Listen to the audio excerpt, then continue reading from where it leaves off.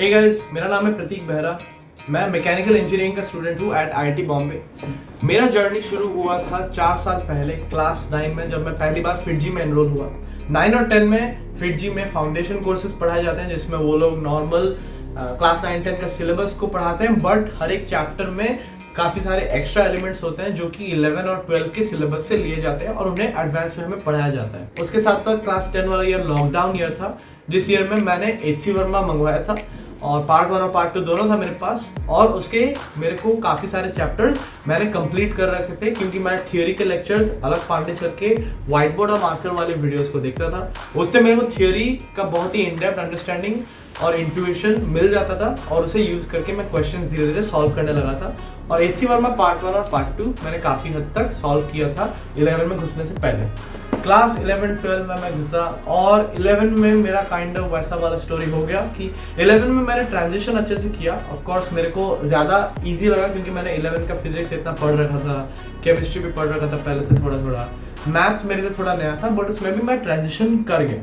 अब 11 के दौरान मैंने काफ़ी ज़्यादा टाइम वेस्ट किया था मेरे को स्टार्टिंग के कुछ मंथ्स, क्योंकि वो 10 जस्ट ख़त्म हुआ, 11 शुरू हुआ है, अभी थोड़ा सा रिलैक्स है, वो वाला मोमेंट था। और इसी कारण से मैंने टाइम बहुत बर्बाद कर दिया, जो कि नहीं करना चाहिए था। और उस टाइम मैं काफ़ी इंस्टाग्राम और यूट्यूब देखता था, बट इवेंचुअली वो सब कट आउट करना पड़ा और प्रिपरेशन मेरे को ज़्यादा सीरियसली ज़्यादा नंबर ऑफ आवर्स लेके शुरू करना पड़ा। एक बहुत सारे बुक्स होने का लॉस ये है कि तुम्हें फोकस करना पड़ता है कि मेरे को यही बुक से ये वाला चीज़ पढ़ना है, क्योंकि बहुत सारे बुक्स होने से मन करता है कि इससे भी पढ़ लो, इससे भी पढ़ लो, इससे भी पढ़ लो। मेरे पास बहुत सारे बुक्स ज़रूर थे, बट मैं उनमें से क्रूशल बुक्स जहाँ से मेरे को ज़रूरत है उस टॉपिक की, वहीं से पढ़ने की कोशिश करता था। और वो चीज़ मेरे को कहाँ से मेरे को पढ़ना चाहिए, वो चीज़ मेरा धीरे धीरे डेवलप हुआ, क्योंकि स्टार्टिंग में मैं भी अनफोकस तरीके में काफ़ी सोर्सेज से पढ़ता था। 11 का साल वैसे ही गया और 11 के साल के टाइम मेरे टेस्ट के स्कोर्स काफ़ी ड्रॉप हो गए थे। वहीं पे जहाँ पे मेरे को क्लास 10 में अपने दोस्तों के आसपास स्कोर्स मिल रहे थे, दोस्तों को जो हो सकता है किसी एडवांस का टेस्ट हो उसमें 180 में से क्लास 11 की बात कर रहा हूँ, 180 में से हो सकता है उनको 115 या 120 मिल रहा हो। वही वाले दोस्त जिनके आसपास मेरे नंबर आते थे क्लास 10 के अंदर, बट क्लास 11 में मेरे को उनके आसपास, मतलब यानी कि 115-120, मतलब मेरे भी उसके आसपास आने चाहिए, बट उसके जगह पे मेरे को नंबर 180 में से 40 या फिर 50 आ रहा है, जो कि बहुत ही बेकार नंबर है। ऑन अ ग्रैंड स्केल देखा जाए तो फिर भी ठीक है, बट मेरे लिए काफ़ी बड़ा ही डाउनफॉल था वो। तो मैंने फिर उसको इम्प्रूव करने पे काम किया और धीरे धीरे मैं वापस बेसलाइन पे आया। क्लास 12 का साल आ चुका था, 1 ही साल बाकी था प्रिपरेशन का, अपना फाइनल ईयर था और मैं जी जान लगा और फिर बहुत ज़्यादा इंटेंसली और फोकस को रखते हुए पढ़ाई शुरू करनी पड़ी थी। मेरा एक चीज़ कांस्टेंट रहता था, वो था वर्कआउट। मैं हर दिन 1 घंटा एटलीस्ट वर्कआउट को देता रहता था और उसके साथ साथ अराउंड 25 मिनट्स का मैं रनिंग करता था सुबह को, जिससे कि मेरे को दिन के थ्रू आउट बहुत ज़्यादा एनर्जी मिलती थी, काफ़ी फ्रेश लगता था वो। क्लास 10-11 के दौरान वैसे रनिंग का हैबिट मेरा बाद में आया, क्लास 11 में आया, बट मेरा वर्कआउट 10-11-12 थ्रू आउट था। इसके अलावा मैं लीजर टाइम में जो भी टाइम रहता था उसमें मैं थोड़ा यूट्यूब देखता था, क्योंकि मेरे को यूट्यूब में ही सबसे ज़्यादा एंटरटेनमेंट मिलता था, चाहे वो तन्मय भट्ट के कॉमेडी वाले वीडियोस हो गए या फिर किसी यूट्यूबर के टेक्नोलॉजी वीडियोस जैसे MKBHD, ये सब मेरे को देखना पसंद होता था। इसको मैं फ्री टाइम में देखता ज़रूर था, यही मेरा सोर्स ऑफ एंटरटेनमेंट था मोस्टली। और इसके अलावा जो भी फ्रेंड दोस्तों लोग से बातचीत करते हैं व्हाट्सएप पे, वो भी करता रहता था। बट मैं ट्राई करता था कि इन सब को काफ़ी कम टाइम के लिए रिड्यूस करके इनका कोई एक फिक्स टाइम रखूं और बाकी मेरा टाइम प्लानिंग वाइज पढ़ाई में लगा दूं। एक चीज़ मैं करता था, जो कि मैं डायरी में अपना थ्रू आउट द डे मेरे क्या टास्क है वो सब लिख देता था और उन टास्क को कंप्लीट करने पे फोकस करता था, तो उससे मेरा एफिशिएंसी काफ़ी बूस्ट हुआ। क्लास 12 का ईयर चलता गया और लास्ट में जब दिसंबर आया तब हमारे ऊपर एक बॉम्ब की तरह फोड़ दिया गया कि जनवरी में मेंस होगा। अब मैं हमेशा से जनवरी में मेंस होगा यही अज्यूम करके प्रिपेयर कर रहा था, इसलिए मेरे को ज़्यादा दुख नहीं हुआ कि जनवरी में हो रहा है। इंस्टेड मैं खुश था कि जनवरी में होगा तो हमें एडवांस के लिए ज़्यादा टाइम मिलेगा प्रिपेयर करने के लिए। और इसी कारण से जब जैसे ही न्यूज़ मिला, मैंने धीरे धीरे अपना फोकस जेईई मेंस पे शिफ्ट कर दिया, क्योंकि मैं हमेशा से एडवांस पे फोकस करता था, डिफिकल्ट क्वेश्चन सॉल्व करता था और वो सब। बट उस टाइम मैंने PYQs करना शुरू किया। PYQs भले ही मेरे को और पहले करना शुरू कर देना चाहिए था, बट मैं उस टाइम शुरू किया और मैंने धीरे धीरे PYQs को कंप्लीट किए। PYQs के बेसिस पे शॉर्ट नोट्स में नई नई चीज़ें भी लिखते गया और शॉर्ट नोट्स को बार बार रिवाइज करते गया, और वैसे ही मेरा जेईई मेंस का फर्स्ट अटेम्प्ट आया। जेईई मेंस का फर्स्ट अटेम्प्ट मेरा जितना अच्छा जा सकता था उतना अच्छा नहीं गया। मेरे को 212 का स्कोर आया और परसेंटाइल मेरा था 99.7, जो कि ठीक है, फर्स्ट अटेम्प्ट के लिए अच्छा है। और उसके बाद मैंने फिर से एडवांस का तैयारी शुरू कर दिया।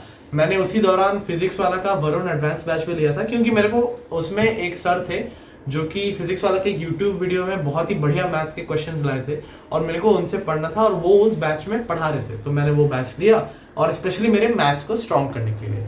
तो उस बैच से भी लेक्चर्स होते गए, उसमें क्वेश्चन सॉल्व करते गया और उसके साथ साथ मेरा रेगुलर प्रिपरेशन चलता गया और एडवांस पास आ रहा था। एडवांस पास आने के पहले अप्रैल का मेंस का अटेम्प्ट था, अटेम्प्ट नंबर 2।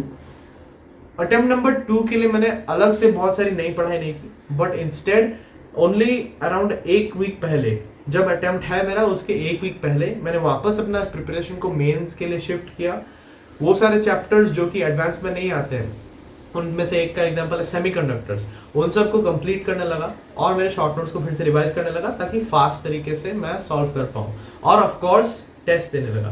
टेस्ट मैं हमेशा रेगुलरली देता था, जो भी टेस्ट आता था हमारा फिट जी का मैं हमेशा देता रहता था, क्योंकि उनके टेस्ट अच्छे क्वालिटी के रहते थे और टेस्ट देने में 3 घंटा लगता है, बट उस 3 घंटे में हमें काफी ज्यादा पता चल जाता है कि हमारा वीकनेस कहाँ पे और हमें कहाँ पे मेहनत करना चाहिए। और इसलिए मैं टेस्ट मिस नहीं करता था, ना ही आपको टेस्ट मिस करना चाहिए। अगर आपका प्रिपरेशन लेवल बहुत लो भी है तब भी आपको टेस्ट देना चाहिए, ताकि आपको पता चले कि आप कहाँ पे हो, आप कहाँ पे एक्चुअली स्टैंड करते हो। टेस्ट ना देना एक डरपोक की तरह काम है, क्योंकि आप कैसा रिजल्ट आपको आ रहा है उससे आप खुद छुप जा रहे हो कि मेरा प्रिपरेशन खराब है, बट मेरे को जानना नहीं है कि मेरा एक्चुअली प्रिपरेशन कितना खराब है। क्या मेरा प्रिपरेशन इतना खराब है कि मेरे को 90 आउट ऑफ 180 मिल रहा है, या फिर मेरा इतना खराब है कि मेरे को 30 मिल रहा है। तो वो अगर आपको पता चलेगा तभी आप उसको इम्प्रूव कर सकते हो। वैसे ही टाइम बीतते बीतते फाइनली जून 4 को एडवांस का अटेम्प्ट आ चुका था। पेपर 1 था। पहले सुबह सुबह मैं जाके सेंटर पे पहुंचा, और क्योंकि मैं इतने सारे टेस्ट दे चुका था जिसमें एडवांस के भी ऊपर के लेवल के क्वेश्चंस डाले गए थे, और इसी कारण से एडवांस का जिस दिन हुआ टेस्ट, उस दिन मैं क्वेश्चंस को देख के बहुत ज्यादा नहीं घबराया। मैं उस दिन कॉमली एग्जाम पेपर को अटेम्प्ट कर पाया।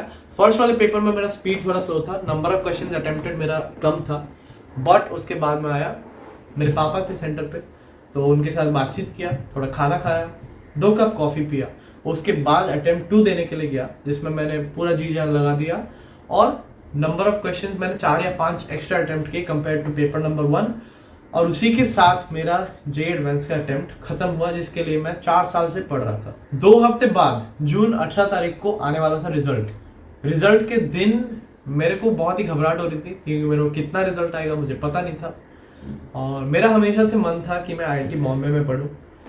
2018 मेरा क्लास 9 के भी पहले, क्लास 8 में मैं एक बार घूमने आया था मुंबई, और मेरे को मुंबई जगह और इधर के लोग, इधर का एनवायरनमेंट मेरे को काफ़ी अच्छा लगा था, इधर का वेदर भी अच्छा था।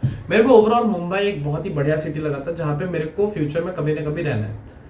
अब जब मेरे को IITs का प्रिपरेशन करना शुरू किया और मेरे को पता चला कि एक IIT बॉम्बे है, और IIT बॉम्बे वैसे भी बेस्ट है सारे IITs में से, तो फिर तो मेरे को लगा कि मेरे को यहीं पे जाना है। तो मेरे को ऐसा रैंक चाहिए था कि मैं IIT बॉम्बे में किसी अच्छे ब्रांच में आ पाऊँ। फिलहाल मेरा मन CS का था।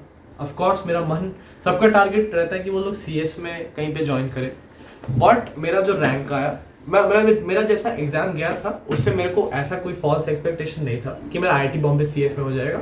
उसके लिए काफ़ी ज़्यादा स्कोर करना पड़ता है। मेरे को 18 तारीख को जो रिजल्ट मिला उसमें मेरे को अपना स्कोर पता चला 229 मार्क्स के साथ मेरे को मिला था ऑल इंडिया रैंक 764, और इस दिन सेलिब्रेशन हुआ अपने कोचिंग सेंटर में, और उसके बाद जोसा का काउंसलिंग कुछ दिनों बाद शुरू हो रहा था। जोसा में मेरे पास ऑप्शंस थे कि मैं या तो CS किसी सेकेंड ईयर कॉलेज में लूँ, या फिर मेरे को इलेक्ट्रिकल मिल रहा था, बट मद्रास और बॉम्बे दोनों में से किसी एक में नहीं, मेरे को बाकी तीनों टॉप 5 में मिल रहा था इलेक्ट्रिकल। फिर मैकेनिकल मेरे को हर एक टॉप 5 कॉलेज में मिल रहा था। अब बात ये थी कि मैकेनिकल और इलेक्ट्रिकल के बीच में मेरा कोई खास प्रेफरेंस नहीं है। इलेक्ट्रिकल में ऑफकोर्स प्लेसमेंट्स एंड अपॉर्चुनिटीज ज़्यादा होते हैं, बट मेरे को मैकेनिकल का ओवरऑल सिलेबस जो है पढ़ना बेटर लगा। मेरा 11-12 में जेईई के समय भी मेरे को मैकेनिक्स के प्रॉब्लम हमेशा सॉल्व करना ज़्यादा पसंद था, और ऊपर से मैकेनिकल इंजीनियरिंग मेरे को बॉम्बे में मिल रहा था जो कि मेरा फेवरेट कॉलेज था। और इसीलिए इन सब फैक्टर्स को कंसिडर करते हुए मैंने फाइनली अपने जोसा के फिलिंग ऑर्डर को ऐसे तरीके से भरा कि मैं आईआईटी बॉम्बे मैकेनिकल इंजीनियरिंग को ज्वाइन करूं। जुलाई 31 को हम लोग इधर पहली बार आके पहुंचे। कॉन्वोकेशन हॉल में जाके हमारा सेरेमनी हुआ, हमारा इंट्रोडक्शन सेरेमनी, और हम लोग वेलकम हुए आईआईटी बॉम्बे के अंदर। तो ये था मेरे लाइफ के पिछले 4 साल का छोटा समरी। ऑफ कोर्स इन सब के बीच में छोटे छोटे इवेंट्स हैं जिसके बारे में अलग से एक वीडियो बनाने की जरूरत है उसे एक्सप्लेन करने के लिए, वो सब आपको बाद में बताऊंगा। आई होप आज के वीडियो से आपको थोड़ा सा इंस्पिरेशन मिला होगा। अगर आप एक जेई के स्टूडेंट हैं तो फिर आपको इंस्पिरेशन मिला होगा कि आप कैसे अपना प्रिपरेशन को इम्प्रूव कर सकते हैं ताकि आप भी फ्यूचर में अपने ड्रीम कॉलेज तक पहुंच पाए। अगर वीडियो अच्छा लगा तो लाइक कर देना, और ऑफ कोर्स ऐसे ही और वीडियोस के लिए, आईआईटी बॉम्बे रिलेटेड वीडियोस के लिए मेरे चैनल को सब्सक्राइब कर देना। Thank you for watching, keep striving.